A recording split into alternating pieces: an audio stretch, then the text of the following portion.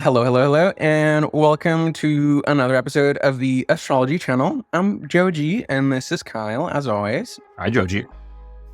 Hi. We are back from a very well-deserved break. You guys might have noticed that we didn't post a horoscope last week.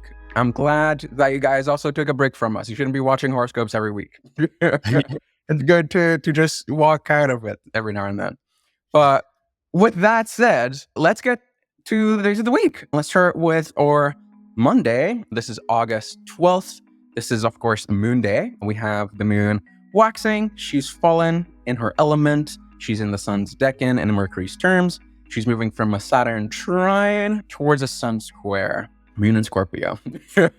I don't know if you guys have noticed this, but the moon kind of goes through this cycle where through like weeks at a time, she'll be like in this same sort of mode. So last week, the moon was in Leo on the Monday. This week, the moon is in Scorpio. Next week, the moon will be in Aquarius, and we'll keep doing that for a little bit. And I don't know if you guys remember the last moon in Scorpio that we've had. We had this image of this anguished lady. We're still dealing with Mars and Taurus, with the Uranus opposite the moon. And she was just like all in her emotions with specter surrounding her and all of that sort of stuff. It was like a very scorpionic sort of image. This one seems a little different. It's a little lighter, less anguish, but the moon is still in a deep and introspective mode. You notice that it is the moon square to the sun. So this means that we're also in our first quarter moon, since we're a Leo new moon.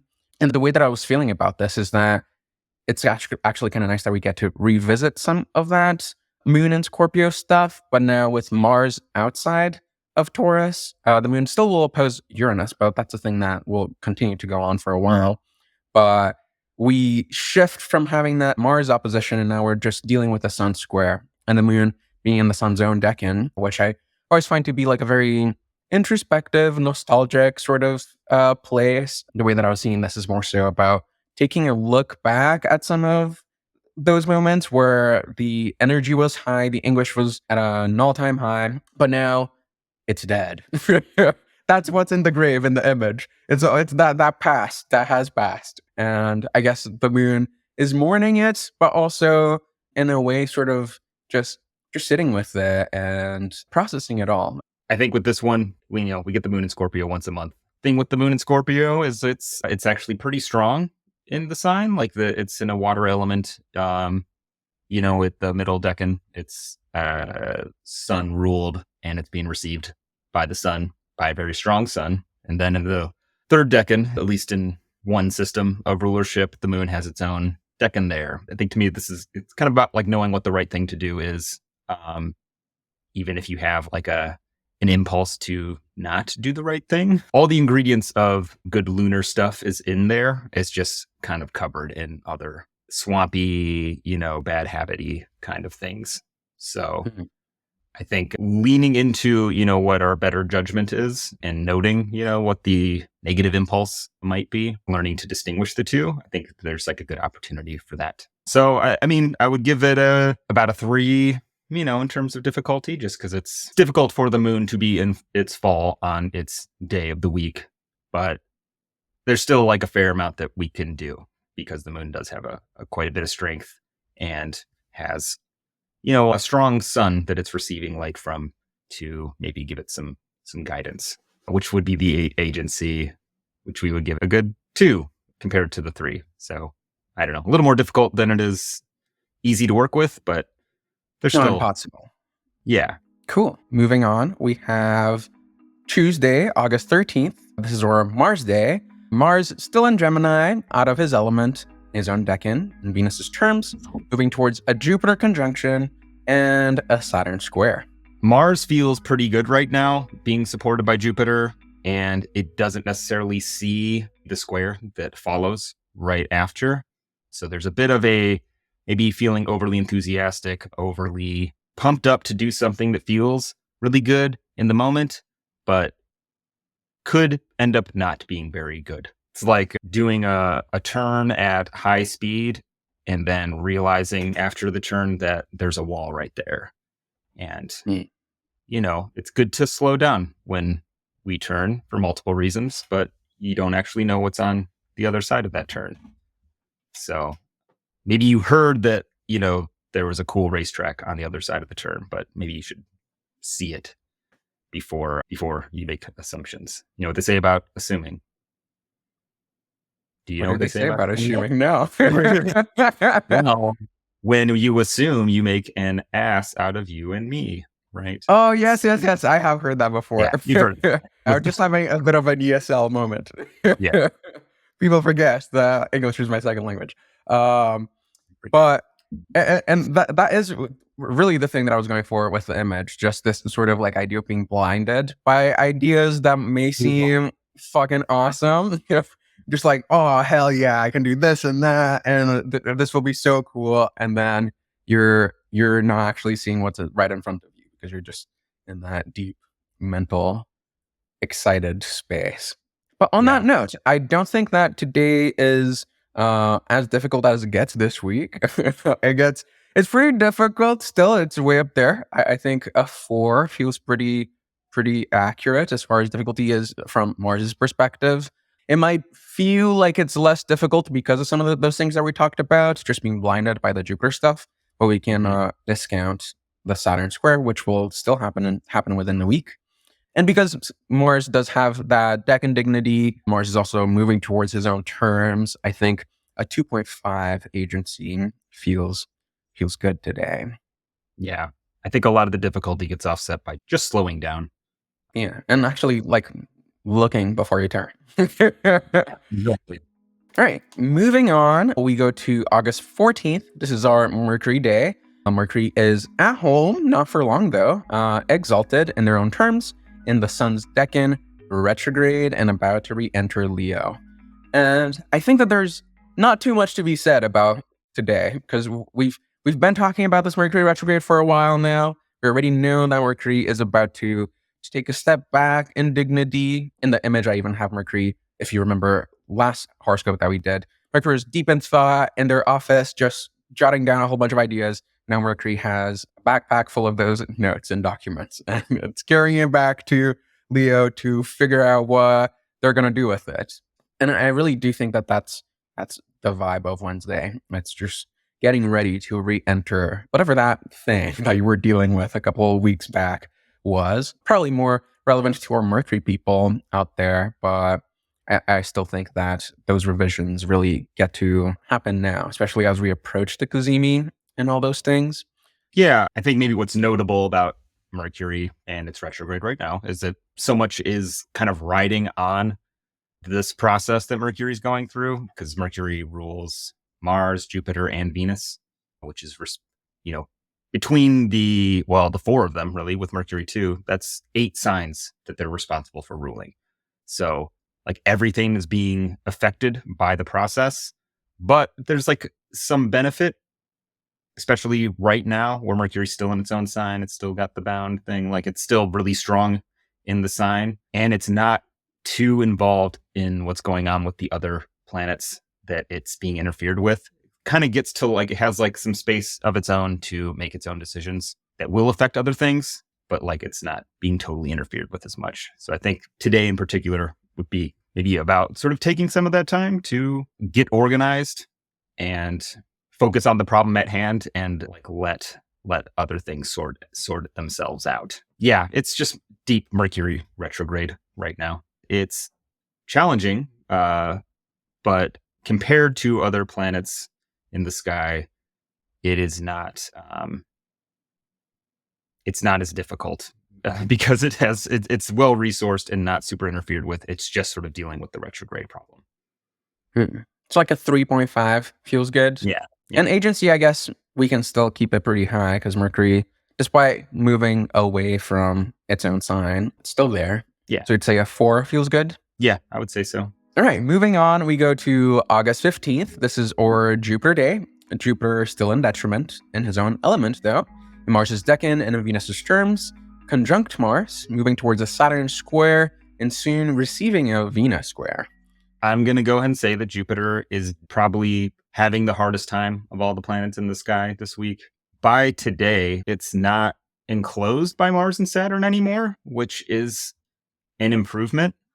but we're still feeling that enclosure for a lot of the week. And then it comes back as soon as Jupiter gets past the exact square with Saturn. It's tough. Like Jupiter just got out of the ring with Mars and now it's applying to Saturn, which is maybe depressing and limiting and oppressive. But it's also Saturn is expecting things from Jupiter because Jupiter rules Pisces. So there's just a lot. There's a lot for Jupiter to deal with. And, Jupiter has like a black eye. It's not feeling its best. And it's still got several rounds to go. So there's not a lot to recommend, I think, for when it comes to Jupiter things today. Abandon all hope. Oh my God. Yeah, everything is terrible. But I think that also, if you notice yourself feeling that way, like this is a temporary thing. Even if you're not feeling hopeful in a given moment, that does not mean that hope is not in existence. Yeah, and that's a little bit of what I was going with the image too. Just I guess the lack of hope wasn't the thing that I was thinking, but I do get that though, because what I was thinking more so was like just Jupiter being totally numb to all of this stuff. Like you just got hit in the face. There's another thing coming your way. There's another thing coming your way, and then you're seeing this ocean of other things that you still have to deal with. And then I just imagine Jupiter just being like totally frozen. and I guess that if Jupiter is the planet that brings us hope, for Jupiter to be frozen means that hope is harder to come by.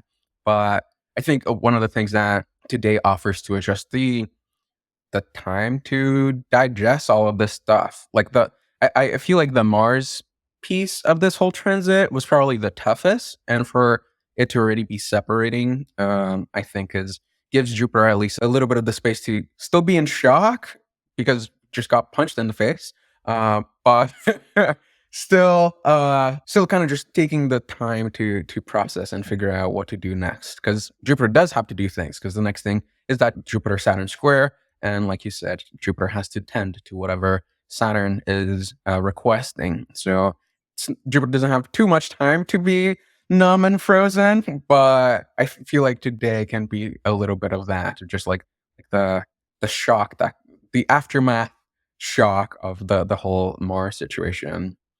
And on that note, I think today is probably the even though I said like, yeah, it's fine. I feel like today is probably one of the more difficult days of the week. We rated it out of 5. Agency is still pretty low. We gave it a 2, but I think that's just part of the process. It's just one of those days that we have to take the punches and then just roll with it and move on to the next thing. Which may or may not be, is specifically relevant to you. But I would say if you're starting major ventures on this day, bear in mind that Jupiter is not going to be super helpful. It's not going to bless and moderate your activities particularly effectively. All right, but moving on, we're going to our Friday. This is August 16th. This day, Venus is now in Virgo in her own element. She's also in her own decadent terms, even though she's fallen in Virgo. And she's applying towards that Jupiter square and also the Mars square. And she's also applying to a Saturn opposition. This is my favorite image of the week. I just love it so much. I think Venus in Virgo is my one favorite planet sign combination that gets a lot of bad rap, but I just love Venus in Virgo. I don't know what it is. But every time Venus is in Virgo, I'm always like painting something or I'm writing a poem, and it's just this beautiful thing. I just love it. But anyways, the thing that I was playing with for today is that, of course, Venus in this image does not look thrilled. She's still fallen, and she's, like we saw, she's busy with all these hard aspects from some of these big planets. The thing that I was envisioning is just like Venus in Virgo in her own zone, as she usually does, just like making a whole bunch of clay pots and working on her craft. And then suddenly Mars, Jupiter, Saturn walk in through the door, and she's like, what the fuck are you guys doing here? Can you just like let me do my thing? But she cannot, especially because, like Jupiter, she also has to do some work for Saturn. Even though Venus is only exalted in Pisces, I feel like there's some help that Venus can offer, even if her resources are not so great. Maybe she'll just give him a couple broken clay pots, but it's all good. At least she's giving Saturn some. Yeah, there's a way that Venus ends up being one of the better situated planets in the sky right now, certainly within that T square, even despite being in fall. Venus in Virgo is very good at making things look nice, puts things together very well. It's just hard to enjoy things. It's not like a week of enjoyment anyway. And it could be almost like leaning into disgust a little bit. Disgust being the inversion of appreciation, which is a crucial ingredient to how Venus does her thing, right? Like, that's beautiful. That's not beautiful. Venus in Virgo is very good at identifying what is not beautiful and maybe gets a little too focused on it. Ooh, I love that, actually. Because maybe that can even be the motivating factor for Venus to tend to Saturn and Mars, and less Mars and Jupiter, because she doesn't really care about Gemini all that much. But Yeah. But to Saturn for sure, it's like, Saturn, you're such in a shitty situation. Like, here's Yeah. a pretty something for you to work on whatever it is that you're working on. Yeah. You're filthy. You got dirt on your face. Like, your hair, you got, that one's a little longer than the other ones. Yeah, let me just like snip this and do this. It can be a little fussy, but I don't know. Some of that fussing could be what is necessary. Maybe some things need to be fussed over. Yeah, for sure, especially in this heavy, mutable landscape. And as far as difficulty, agency, how would you rate it today? I think we're giving it a 3.5 out of 5 on both fronts. It's not the most difficult thing in the sky, and Venus is pretty stacked dignity-wise outside of being in fall. So it's sort of equal. She's about as powerful as she is confused about how to Venus. So there's mixed blessings. Moving on to August 17th. This is our Saturday. Saturn still in Pisces. Peregrine in Mercury's terms and Jupiter's decan, applying to a square to Jupiter because Saturn is retrograde and Jupiter is also applying to Saturn. So it's a mutual application. And Saturn is also opposite to Venus while letting go of a Mars square. We're continuing on this whole. This is the transit of the week, if you haven't noticed. Yeah, about 17 degrees of mutable signs is just sort of being lit up right now by this T square. But Saturn's the one that is going to be spending the most time in that space. And I would say as a result, it's the planet through which we're probably going to be working with a lot of the aftermath. And it seems like just like a storm is sort of happening, that 17-degree point of mutable signs. And there's like a reckoning with the damage that's done, but also because it's being received basically by both Venus and Jupiter.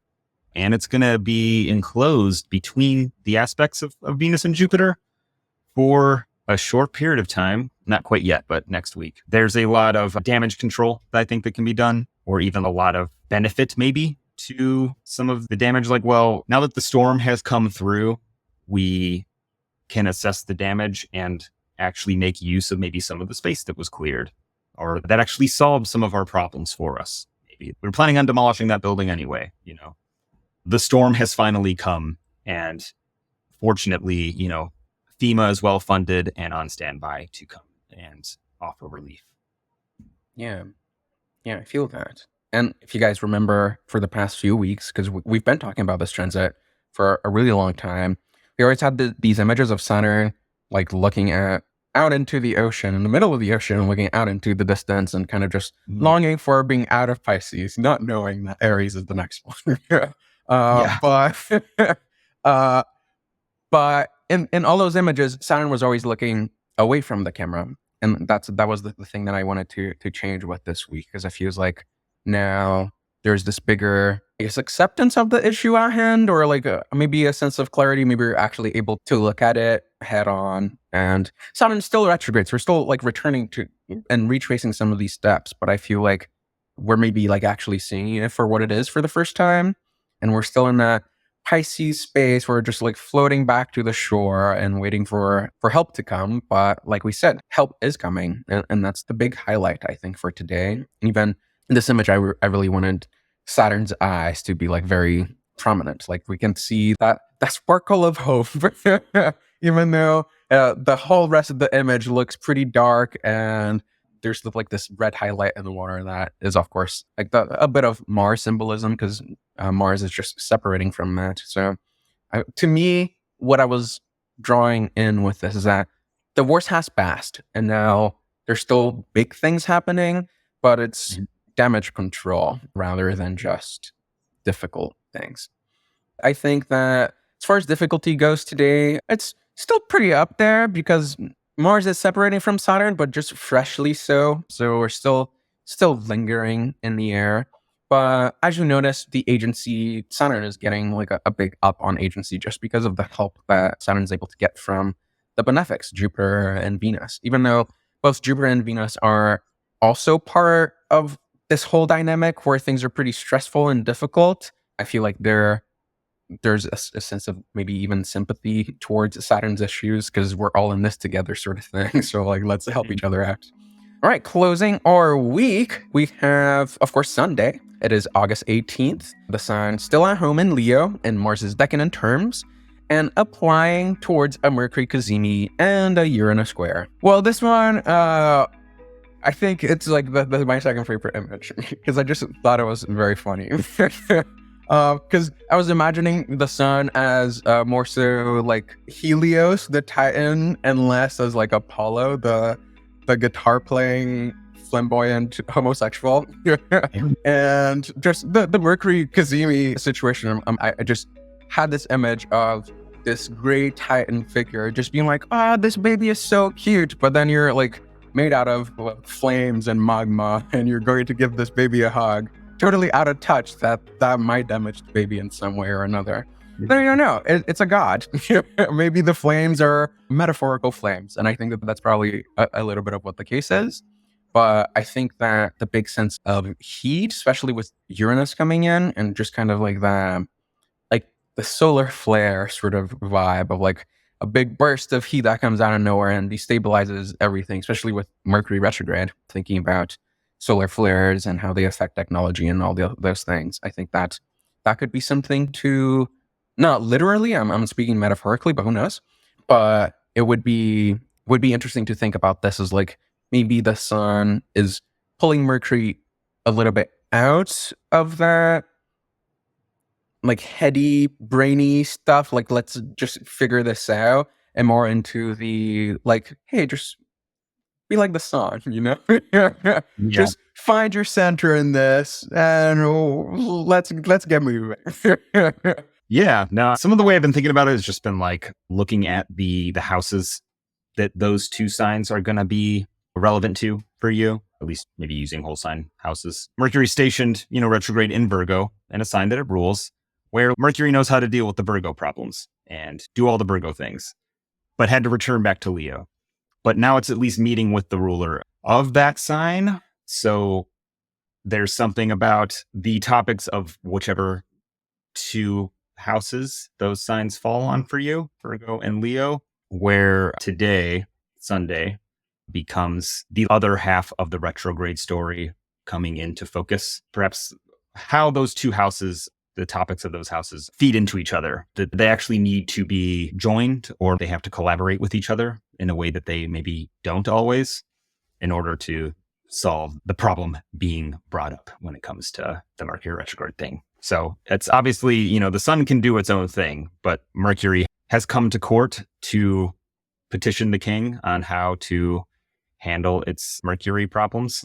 And, the sun knows everything about what to do in that place. So yeah, I guess a good day to like talk to a wise authority figure, consult the advice of somebody in a position of power or who has experience in a given field, maybe relevant to the house that Leo falls upon in question. Mercury does deal with that age around just before puberty, or that like early adolescent period where kids are trying to figure things out. And sometimes they struggle.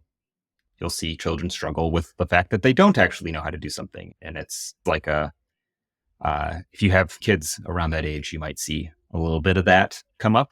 And maybe they'll be a little bit extra willing to receive your wise counsel. So if you're a parent, maybe a good day to impart a lesson on your kids. Cool. But then on that note, we don't think today is going to be a difficult day at all. It's can be maybe a little rough for Mercury because it's the retrograde, but today's the sun's day.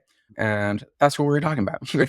So we settle at our one difficulty, and the sun's still in his own sign. So I feel like it's fair to max out our agency scale for this day. So get shit done on this Sunday, I guess is what we're saying.